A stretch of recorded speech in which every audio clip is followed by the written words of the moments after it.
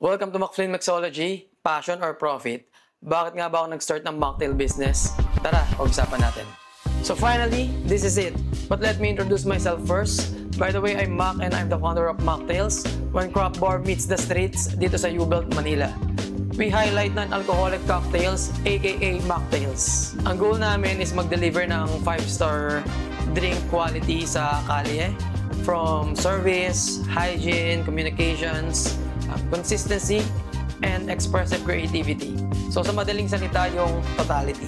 So ayun, quick story lang, saan ba talaga natutong gumawa ng drinks from scratch? Kasi marami nagtatanong kung kailangan bang mag-seminar or kumuha ng mga short courses and everything. Pero to be honest, na-cultivate ko or nakuha ko tong skills and knowledge ko through my experience. Nag-start ako as a server sa fast food, and then naging captain sa front of house sa isang casual dining restaurant. Doon ko na-discover yung first love ko, which is service. Gustong-gusto ko yung paglabas ng guest na may ngiti. Ayun yung tunay na satisfaction. Then one day, nagkaroon na ako ng guest. Hindi ko alam na general manager pala siya. He offered me a job sa isang exclusive club sa Taguig. Doon ako nag-start ma-expose sa bar. Nag-start ako sa server, and then naging wine steward, and then eventually naging bartender.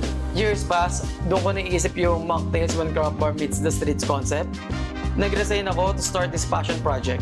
Pero may dumating na opportunity sa isang 5-star hotel, kaya grinap ko na muna yun. Pero within a year, nag-resign ulit ako to start my mocktail business. God's timing talaga yun. I absorbed everything I could. Books, trainings, daily grind. Kaya I built a confidence to launch a beverage brand. At first, gusto ko lang gumawa ng interesting na drinks, balance, complex, something unique. Since bawal yung alcohol sa location kasi malapit sa school, mocktails became the concept. Before, mas prefer ko yung mga alcoholic drinks. Pero ngayon, I'm very grateful kasi sobrang na-challenge ako sa mocktails. Gusto ko ma-define yung mocktails sa simpleng mga juices. From flavor, balance, complexity, visuals. Ayun, of course, nagkaroon ng maraming trials, hard work, late nights. Pero lahat yun, worth it and fulfilling. At may bonus pa. Alam nyo kung ano yun? Profitable din pala ang mocktail business. Kaya nagpapasalamat kami sa lahat ng sumusuporta. Maraming salamat po.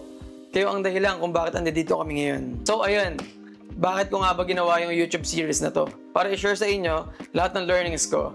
From mocktails, cocktails, tea, coffee, recipes, techniques, fundamentals, garnishes, templates, and everything. Lahat ng pwedeng i-share. Para sa walang background or experience, pero gusto mag-start, don't worry. Step by step tayo, hihimayin natin lahat. If may questions kayo or suggestions, please comment below. Sasagutin natin yan lahat hanggat kaya natin. Disclaimer lang, wala naman perfect.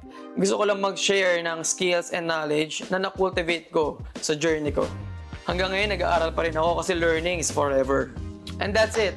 Nag-start ako sa passion hanggang sa naging profit. And then ngayon, parehas na siya. Kaya kung meron kang passion or idea, just start. On the next episode, we'll break down the only bar tools you need para makapagtimpla ka like a pro.